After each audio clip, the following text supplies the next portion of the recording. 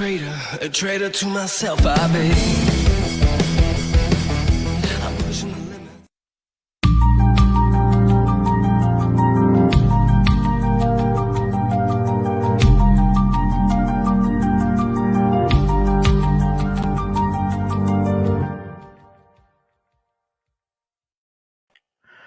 Good evening, everybody. It's 5 to 10, unless you forgot to put your clocks back, and it's 5 to 11.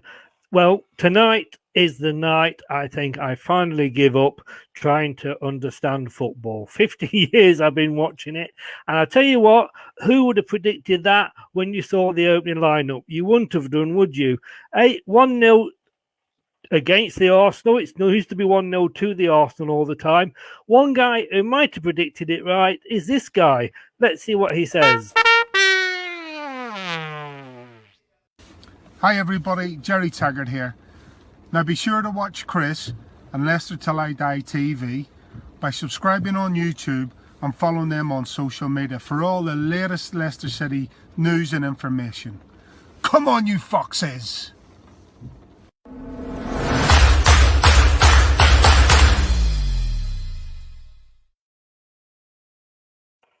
I'm not going to argue with him, are you? Anyway, let me bring in my post-match budgie. Yeah, I think he may have wished he'd put a bit of a bet on tonight's game. Let's see what he's got to say. Good evening, Brad. Good evening, Chris. Yeah, I wouldn't argue with Jerry Taggart. I don't think many centre forwards would back in the day when he was playing either. Not at all, not at all. So everybody do what Jerry Taggart says and give us a follow and give us a subscribe on YouTube at Leicester Till I Die TV. I mean, you know, let's go right back to the start. When that team was announced, I looked at it and thought, WTF? I mean, no striker on the pitch, or no recognised striker on the pitch. No, I think he confused a lot of teams. A lot of people. It would have confused, and it would have probably confused a lot of teams, so to speak. And they would probably been expecting if Vardy wasn't fit, and when they heard he was named on the bench, they were probably looking for someone like Iheanacho's name to be up front. And when they couldn't find him, they must have thought, well, what are we coming up against today? And in the weirdest sort of way, after the first 30 minutes of that game, Leicester kind of had Arsenal scratching their heads. So, you know, we weren't the only ones scratching their heads. The opposition were doing that for the game. And, you know, we're talking about a very positive 3 points.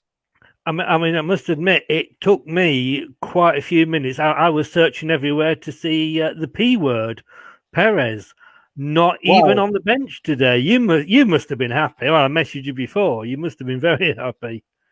Look, I mean, let's just underline this issue. Yes, I'm happy to see a player who's not in form dropped. It goes for anybody. And yes, just because it's just been Perez doesn't mean, you know, I'm a Perez hater as such. It's just he's not performing. If it was Maddison like he was last season, I'd be rightfully sat here going, he doesn't deserve to play. He's not doing enough. And lo and behold, it's just sod's law in a way that the person who in recent weeks is not just from myself but other Leicester fans been getting tired of seeing bad performances doesn't play and we get the win. And surprising from the man we've loaned in to replace him by the looks of things, gets an assist. Yeah, well, you know, I joke and wind you up about him. Oh, but, you love to. he wasn't there, and I mean, you know, looking at that team, I was trying to work out whether he was going a back 3 or back 5. I think he was quite fluid, and I think they mentioned on the commentary that it was when we were going forward, it was a 3, but we came back very well. And what we did today was get a lot of players behind the ball, you know. Yeah, and I think that was the best thing. I think what you could see with Rodgers to do today is the game with the first half, and the first 60 minutes until Vardy came on, shall I say, was I don't think actually the way I clearly lined up and wanted to go about that first half, that's funny, was not going to suit someone like Iheanacho, because every player, including Barnes, who was supposed to be our furthest forward player, was back in Arsenal's half. That wouldn't have suited someone like Iheanacho, and Brendan Rodgers clearly before, you know, even probably before he knew whether Vardy was going to be able to even get on the bench, let alone feature today, came with a mindset in the training to go, we're going to see this out and hit them hard late on in the game. And I think it was actually, in the end, the way you look at the way the game panned out, and it was for 90 minutes, it was the right decision to go with no striker, which I thought I'd never say. No, I mean, you look at that and you put that in conjunction with the Zoya Luhansk game on Thursday, and suddenly we have got the master tactician when it comes to football management. The substitutions for both games, giving people a rest, bringing them on. Maybe Vardy wasn't fully fit, but it was a big call not to go with an Nacho. And did it go? Had it gone wrong, Oh yeah, he would have been, wrong. he would have been roasted alive. Yeah, but I think what we've learned quickly, and we did it against Man City to a point where we kind of shuffled a few players around. Had it gone wrong early, and maybe, Lacazette's header wasn't ruled out for offside, and really coming half time 1-0, they might have changed the system. So we don't know what would have happened. Sod's law, you can't predict, but we did what was in front of us. Yes. It was exactly what was needed. And obviously, the expectation, it's the same when you talk about, I hear pundits talking about trying to stop Vardy doing what he's doing. It's all well and good trying to prepare. Arsenal, I think, at some points were trying to prepare for something that wasn't in front of them. They were waiting for Vardy to come on, and they were almost expecting of it, and they were rushing to get a goal, and that's where we hit them.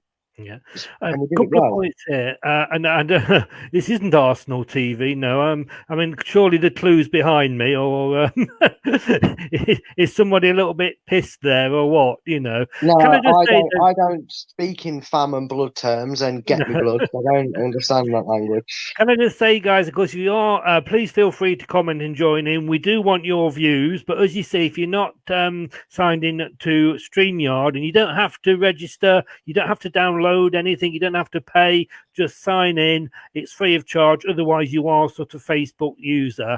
Yes, guys, I sign in. Yeah, I sign in when I'm not on the show. Sorry? I said I sign in when I'm not on the show if anyone's a regular, because they see me comment as well. So yeah, if you sign in, it's not going to cost you anything, I promise. There you go. And Brad won't pay for anything. He owes me about 10 pints. Harvey Barnes has been a real massive goal threat recently, and known from his time at Barnsley, MK Dons and West Ham, can play centrally. I mean, he did what he was asked to do,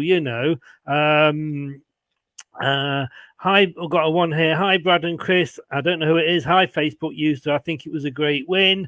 Happy days. Chat switch. We get back to full strength, which that is, scary when it is.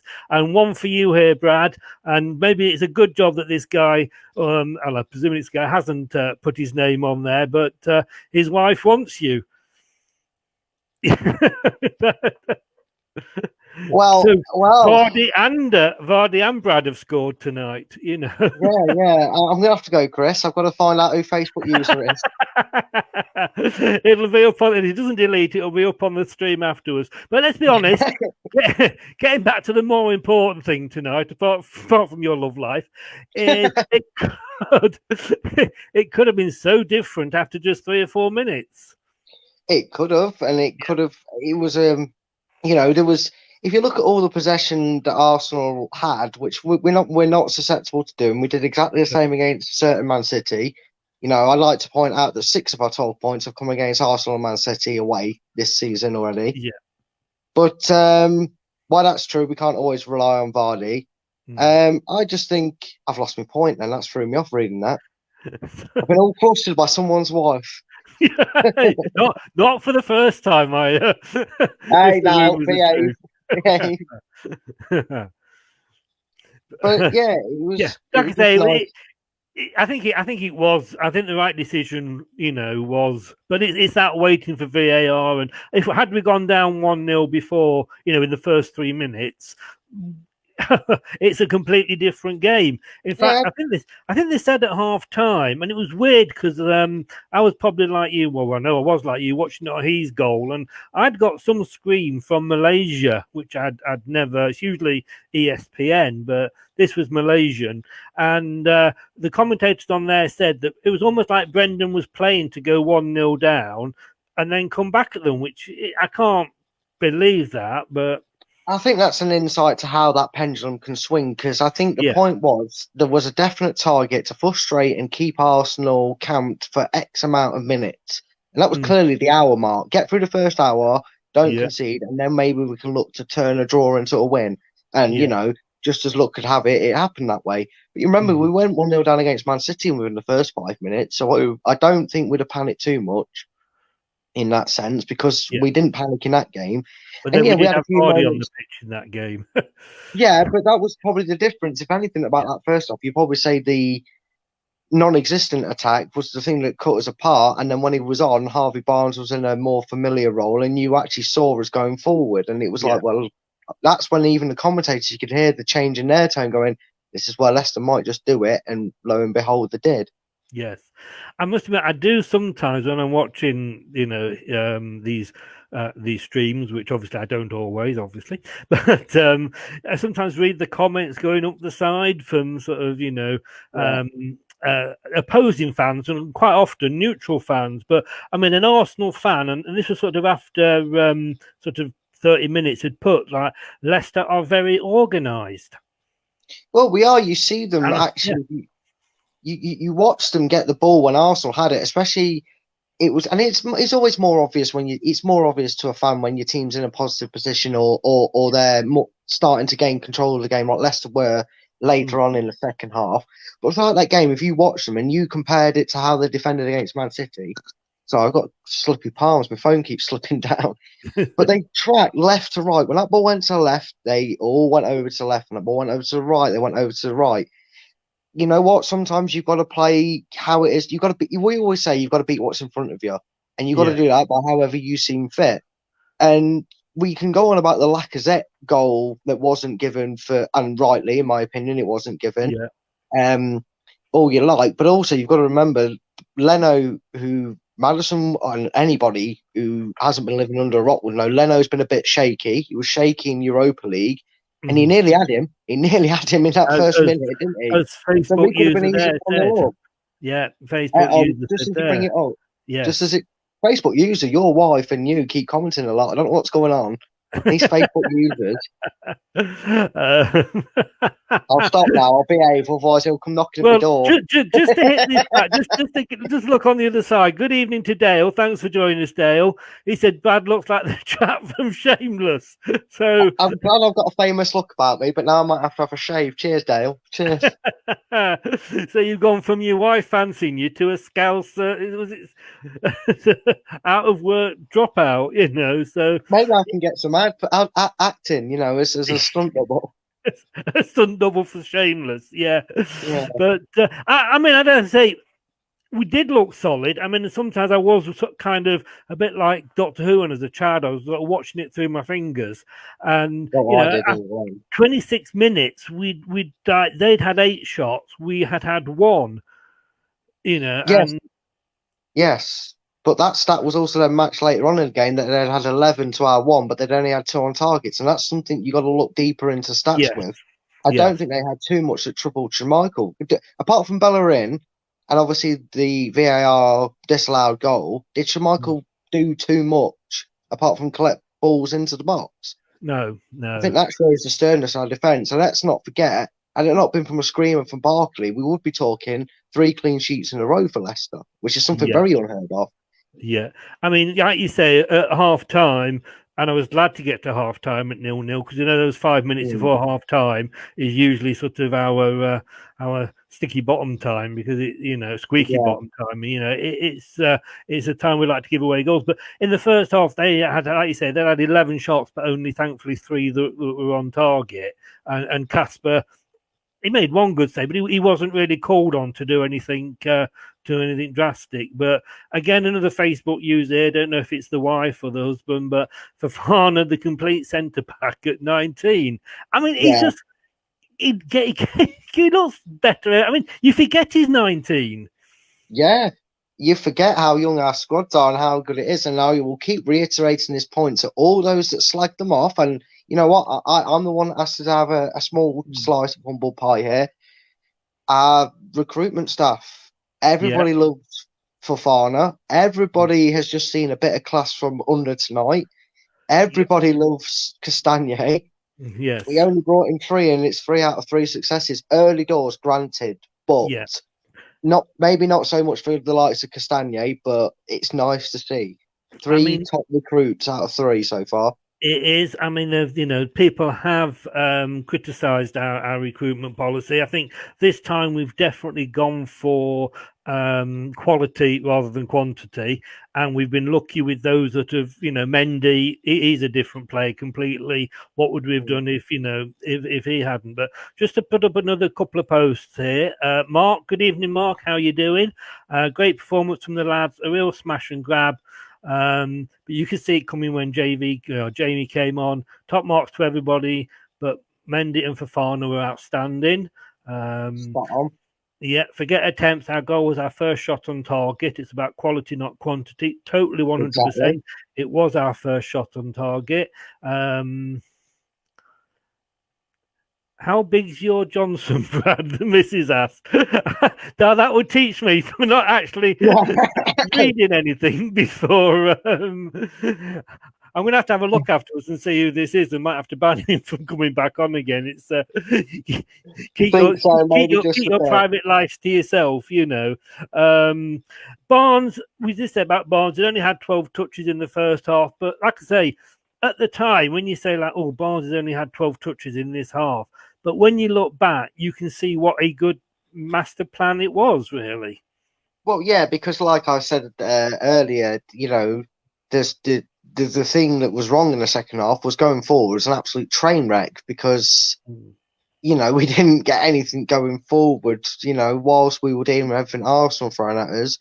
It was pointed out numerous times, and maybe Arsenal feel a bit aggrieved because he went off injured. But David Luiz was given the freedom of Arsenal Football Stadium and whipping balls left, right, and centre out of Tierney. But you take advantage of what's in front of you, and like someone said, it's not the quality, it's the quantity. And we got one, they didn't. So who had the better game? It's just the way you look at it in front of goal. Yeah, I mean, David Luiz is. Like you say, he was virtually running the game, and I think we got a bit of luck when he went off.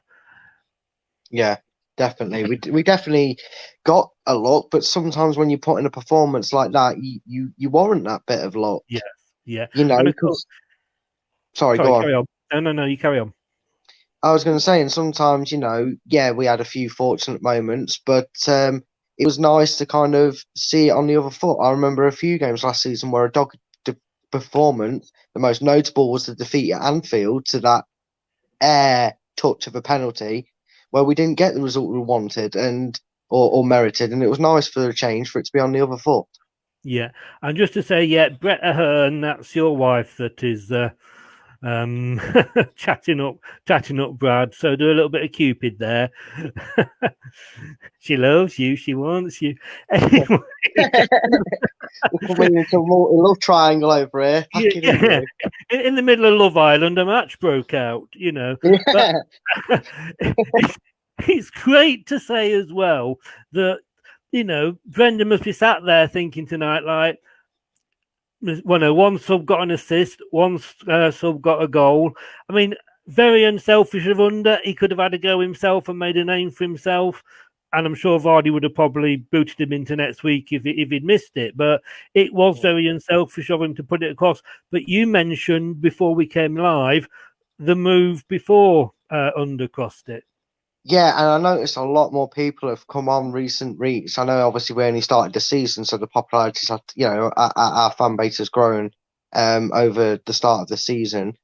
And a lot more people noticed that the work Mendy does. I mean, Mendy and Ndidi put them on that pitch tonight, play the same game. I couldn't tell you which one was which. That pass was absolutely pinpoint. He got the whip on it, he got the height on it, he got it in front of the defender, and Kenglis Under did something that a lot of people aren't taught, and I think you may look at past performances of certain players that have had moments like that where they've seen the headlines, and he did what the better thing. He saw the act to contribute and be the person that tried to win the game on his own with his intelligence, because it was a driven pass. He got the height on it perfectly. But yeah, Mendy, what a pass. Tell me indeed he did that, and I believed you, because it was just on a par with what he normally does for us. I mean, having Mendy back is almost like having a new signing. It's like him and Amati were the forgotten players, if you like, and they had injuries that kept them out for so long. Because of course we mustn't forget that Mendy was the original Kanté replacement. Yes, he was. He was signed to get in and do that job, and obviously, indeed, he was brought in because that wasn't getting done properly. And well, I say properly, he got injured, didn't he? He got injured against in that Arsenal game when he was looking quite good there. And it's always nice. It's always great when a player, whether even if he's not the most popular one, which let's face it, he wasn't. A lot of people were probably baffled to see why he was extending his contract, but clearly talks to the end of the season, and at the end of the season convinced him enough to stay that he was going to get some form of chance. He obviously wouldn't have, nobody out there would, well, apart from maybe the odd psycho player out there, would be happy to see a former teammate down so he gets a chance in the first team. He wouldn't have liked it to be through injury, but he's doing a job now, and there's no panic around his position because everybody just seems to have taken in Mendy in this second coming, as if you want to call it that, and he's done it with consummate ease. He looks a world-class player.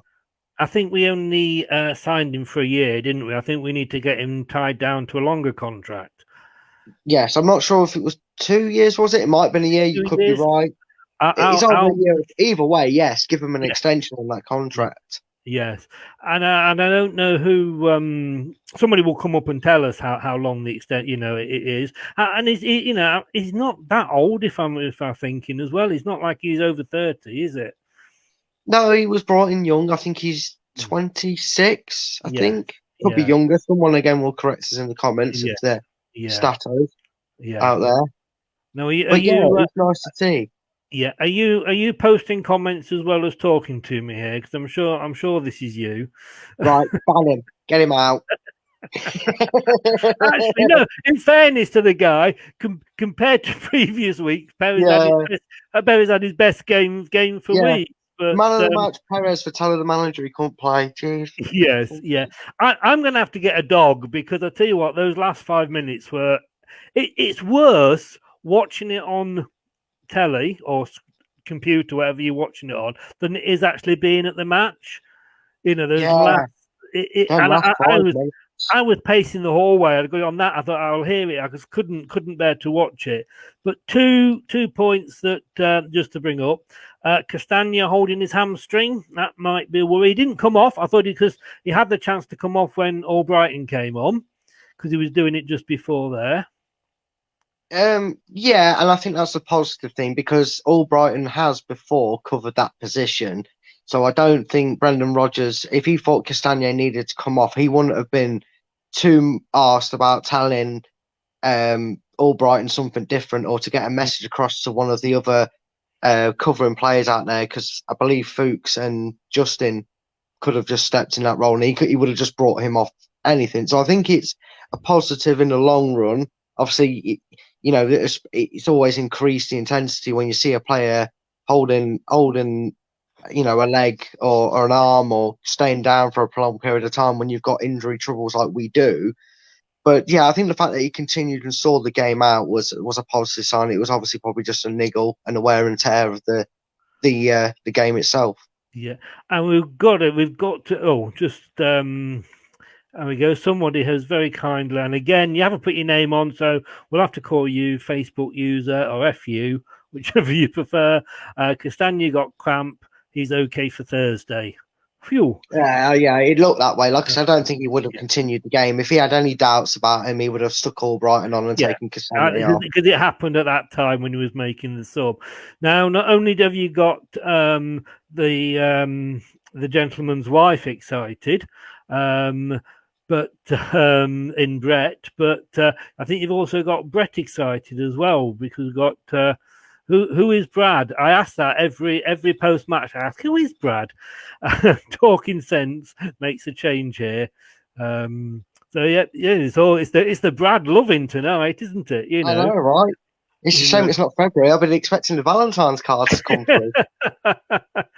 A bit of all-inclusive love here. But Mark's just put here, let's just hope Fofana hasn't got a Kanté-type buyout clause. Yep, let's No, let's hope not. uh, I think after what happened that season, the owners said they'd never do that again. They wouldn't do yeah. it. That's why the players in question, like Drinkwater and Vardy, Mm, at the time actually got new deals, so they couldn't have that buyout clause.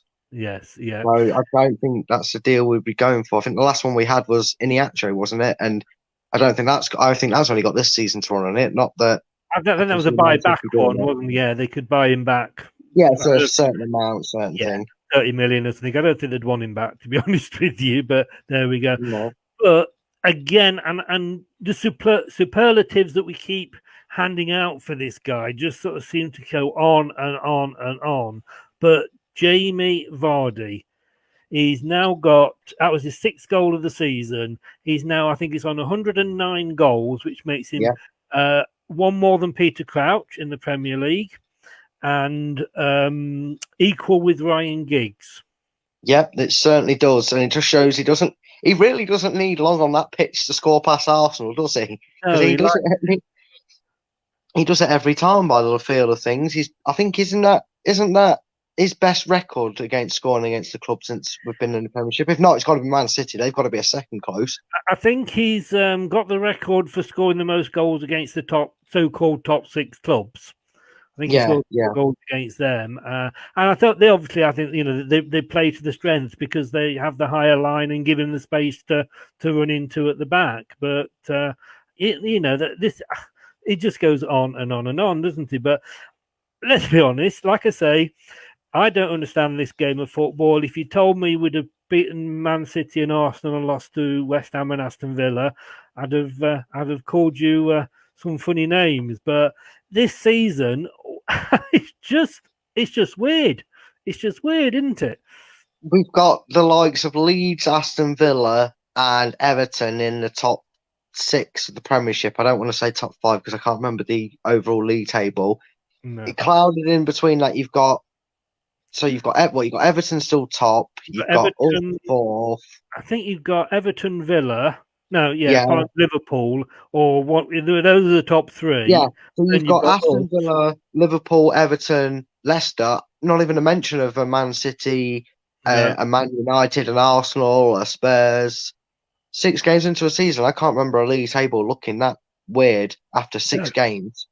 No, I think it is up there. And the good thing I thought as well is that, there was always that first game after the Europa League. Everybody says how, bad and it messes your season up and players aren't ready and what have you. But I gotta say, I'm quick enough to criticise him, and I think we all are. But I think Brendan's got the last 2 games spot on. Yeah, he has, and I could make the point to further back that was everybody questioned and was already ringing Brendan out to dry before the Man City game with his lineup there, if you remember the comments in the Facebook post, because I certainly do, not from ourselves or anyone on this group, but a lot of other Leicester groups was, what's this lineup? We're going to get smashed. He keeps proving us wrong. I think we need to stop doubting Brendan, because I jokingly said the way this is going to someone who was calling it rubbish to line up and we need to scratch it. I said, if he wants to play Somani at left back and go Mendy up front, if he gets the result like he does, like he's been doing weird and wonderful things and trying things, he can keep doing it by all I care if they're the results he's going to get.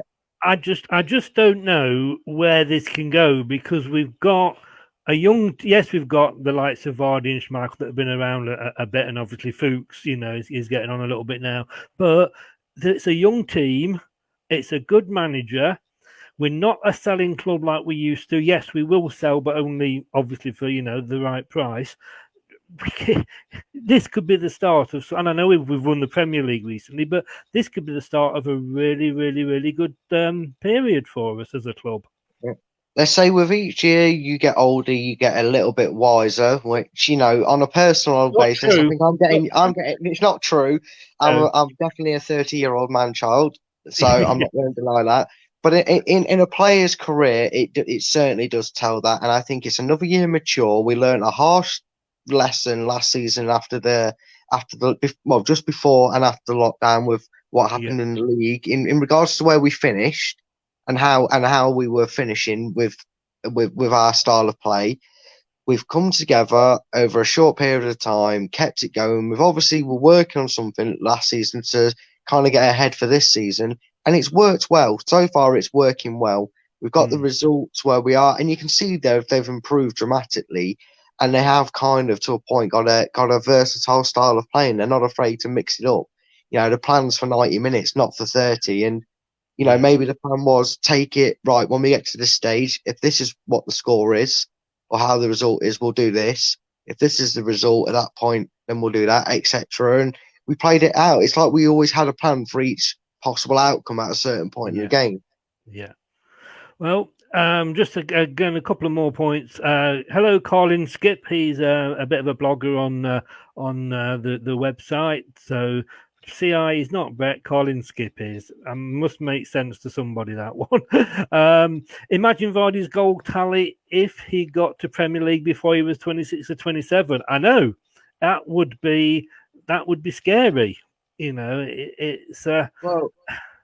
Let's not forget when he signed for us, he was still young and he nearly quit football if it wasn't for a certain manager that is fond in a lot of Leicester fans' heart. So sometimes you don't get things handed to you on your plate, and Vardy's never struck me as the personality since the day he arrived to kind of lurch away from it. And just when it maybe got to the better of him, he's pushed on and he's grafted hard ever since that shoulder. That arm around the shoulder came to him all them years ago. Imagine if that hadn't have happened. Imagine if Nigel Pearson had just gone, yeah, you're right, you're not good enough, and got rid of him and cut our losses. Imagine if that hadn't have happened. So it shows you just what being compassionate and certain things can have a knock-on effect, because that saved probably Vardy's career in football and gave him the confidence to never look back on it, and he's not looked back since.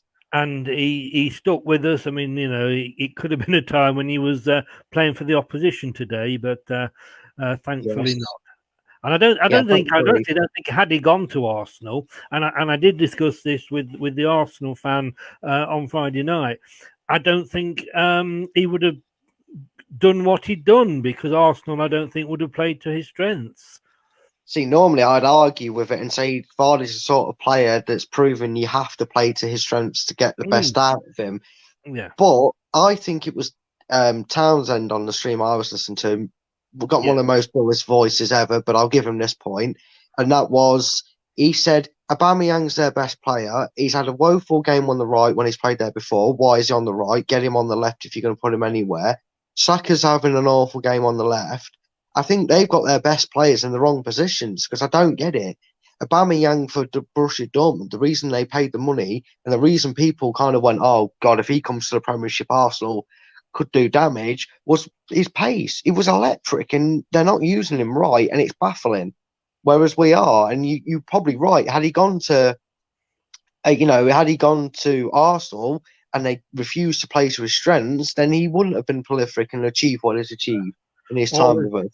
As Mark says there, he may well have even gone to Sheffield Wednesday had they had the money, But you know what? I actually said a few years ago, maybe under the Puel days, where he actually started to get benched and wasn't getting game time as much as he was, compared, what a difference a few seasons makes, obviously. But at that point, I started saying maybe when Vardy gets to 32, 33 and he's an impact sub and we've replaced him, he might look at a loan move and then an eventual permanent move to Sheffield Wednesday. I think he's set. I think he's set his career here. The only reason Jamie Vardy, Sheffield, I said he probably would go to Sheffield Wednesday because he's a boyhood hero, and that tends to be where a player maybe fades out in the later years. I know David Nugent, is he still at Preston? I know he went back there. I think they may have released him. I'm not sure, but but that was still sort of a boyhood club for him. And I maybe back a few years ago when that was happening, thought that could happen. The only reason I could see Vardy not retiring at Leicester is because he gets to 35, 36, 37. Yeah. And he goes, right, I want to get first team football, have a year at my boyhood club, and I'll take it now. Yeah. talking of retiring, as it's now, you forget these late starts. I hate these 7:15 on a Sunday. There's something about it. It's a bit madness. But we're going to be back this week on Tuesday with the Tuesday show with Craig, Wednesday night with the Wednesday Europa League preview with Mark. Thursday, I'll be with this guy again. Yeah, people will talk about us. Better Hearn, get off. You know, we've spoken for. But we'll be back Thursday night post the Athens game. And then we've got a weekend off because, of course, we're not on until Monday for the Leeds United game. But we will be back on Friday with the opposition view. So we're there. Whatever you want to talk about Leicester, we're going to be there for you. Thanks a lot to Facebook user. Great show, guys. Really wish people would put the name at the end. We could say thank you back. But thanks anyway. Brad, take care of yourself, and I will see you on Thursday. Yeah, take care of yourself, mate. And it's been a pleasure as always. And I'll see you Thursday. Cheers, mate. And thanks to everybody for joining in, even Brett's wife. I hope you two get a room and have a good night tonight. But thanks a lot. Don't forget, we're all over social media. We're on the website, LeicesterTillIDie.com. We're on Twitter. We're on Facebook. We're on Instagram, Pinterest. We are everywhere. So what I'm going to ask you to do is, I played it you before, I'm going to play it again. Please do what this guy says, and I will see you Tuesday night. And whatever, as I always say, guys, whatever you're doing, wherever you're going, stay safe. Good night now. Hi everybody, Jerry Taggart here. Now be sure to watch Chris and Leicester Till I Die TV by subscribing on YouTube and following them on social media for all the latest Leicester City news and information. Come on, you foxes!